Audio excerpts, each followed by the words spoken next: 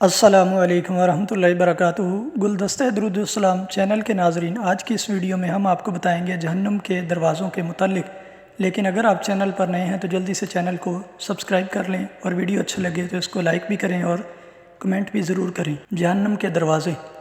جہنم کے 7 دروازے ہیں۔ اللہ پاک نے جہنم کو پیدا فرمایا اور اس کے 7 دروازے بنائے۔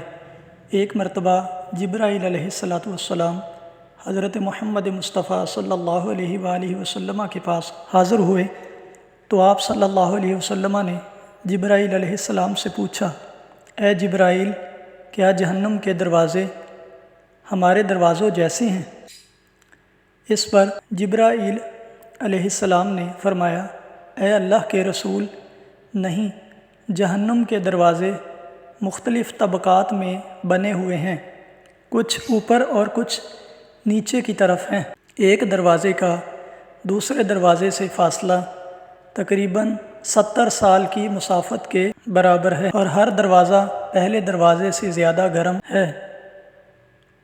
اس پر آپ صلی اللہ علیہ وسلم نے ان دروازوں میں رہنے والوں کے متعلق پوچھا تو جبرائیل علیہ السلام نے جواب دیا، یا رسول اللہ صلی اللہ علیہ وسلم، سب سے نیچے والے درجے کا نام حاویہ ہے، اس درجے میں منافقین رہتے ہیں۔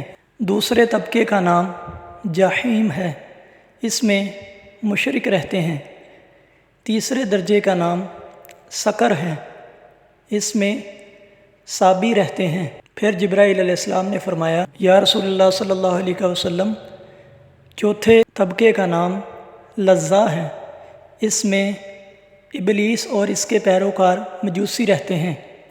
پانچویں درجے کا نام حطامہ ہے، اس میں یہودی رہتے ہیں، اور چھٹے کا نام سعیر ہے، اس میں نصارہ رہتے ہیں۔ اس کے بعد جبرائیل علیہ السلام خاموش ہو گئے۔ آپ صلی اللہ علیہ وآلہ وسلم نے پوچھا، اے جبرائیل، کیا تم مجھے 7ویں درجے میں رہنے والوں کے متعلق نہیں بتاؤ گے؟ تب جبرائیل علیہ السلام نے عرض کی، یا رسول اللہ صلی اللہ علیہ وآلہ وسلم، مت پوچھئے۔ آپ صلی اللہ علیہ وآلہ وسلم نے فرمایا، بتاؤ تو صحیح۔ تب جبرائیل علیہ السلام نے جواب دیا، اے اللہ کے پیارے نبی، اس درجے میں آپ صلی اللہ علیہ وسلم کی امت کے وہ لوگ ہیں۔ 7ویں درجے میں جو گناہ کبیرہ کے مرتکب ہوئے اور توبہ کیے بغیر مر گئے۔ اللہ تعالیٰ سے دعا ہے اللہ تعالیٰ ہمیں جہنم اور اس کی ہر قسم کی مصیبتوں سے محفوظ فرمائے۔